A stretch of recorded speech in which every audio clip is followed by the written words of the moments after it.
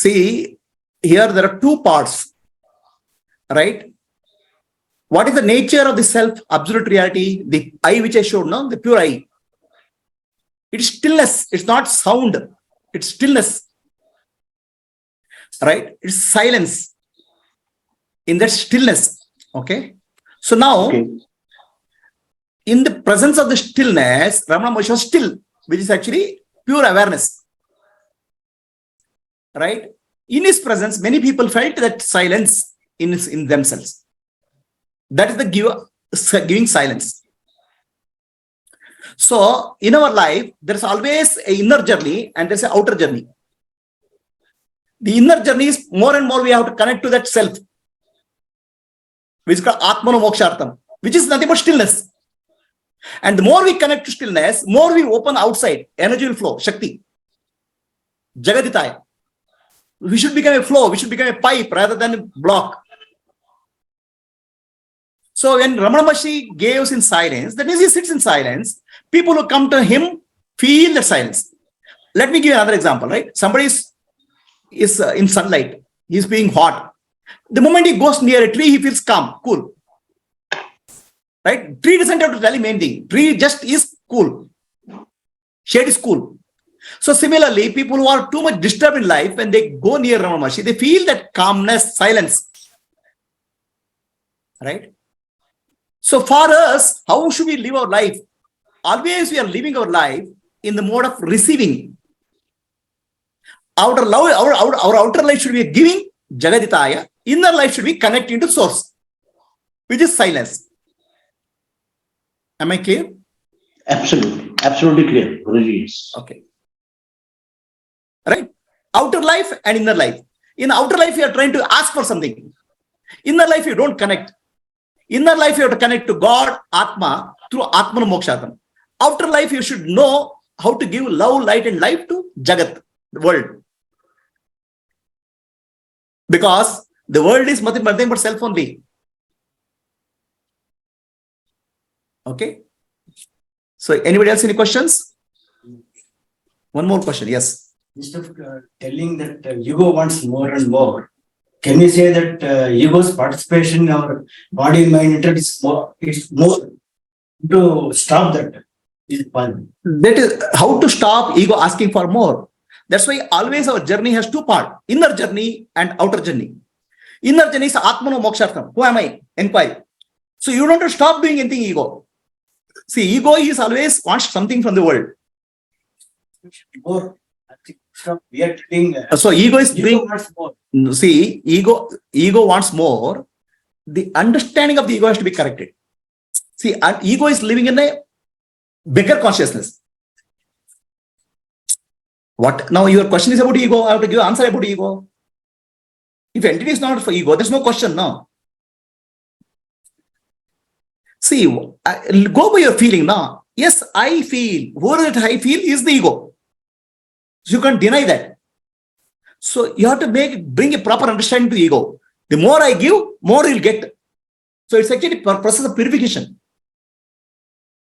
So we are actually using the ego from Tamoguna, Rajoguna to Sattoguna. By giving more, you'll get more. So you'll be satisfied. So this is the whole purpose, whole truth behind this service. Understand? If you say ego is not there, then there's no question. You're a Gnani. If there's no suffering, there's no questions.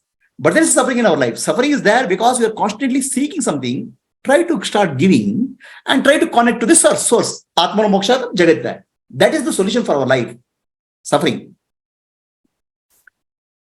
So anybody else any questions? Purnima, Katyayani? No comparison. How to deal with the comparison?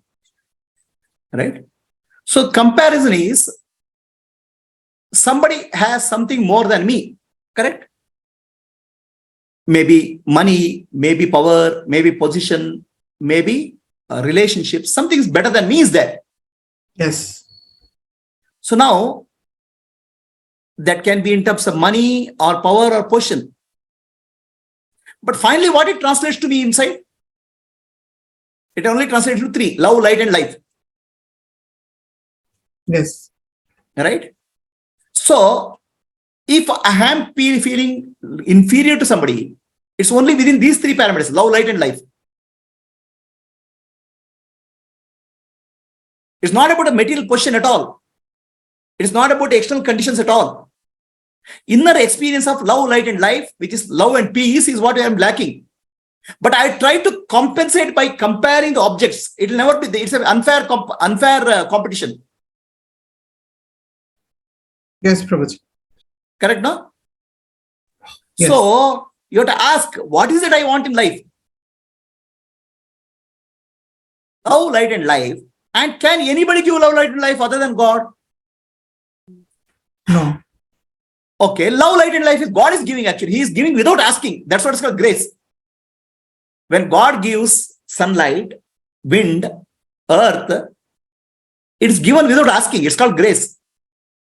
Love, light, and life is given to you without asking. Grace. The problem is, what is given to me, am I using it properly? If I use it properly, I'll get in abundance. That's the trust in God. So where is the question of comparison? Because I know how to get from God. Because God is always giving. So only problem is I need to know how to give. So there's no comparison at all. With whom you will compare? You will compare with yourself. Yesterday I gave this much, today I can give more. Comparison with other people will drop. Is the answer clear, Maniji? Yes. Beautiful, Prabhuji.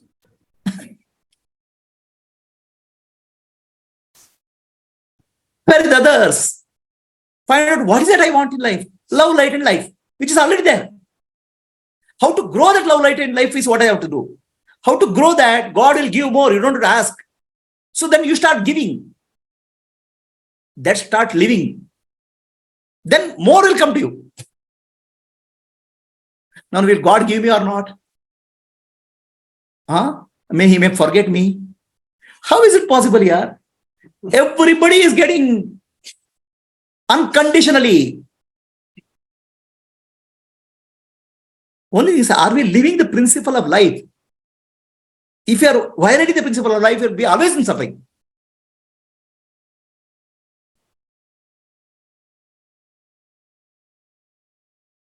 Are we clear?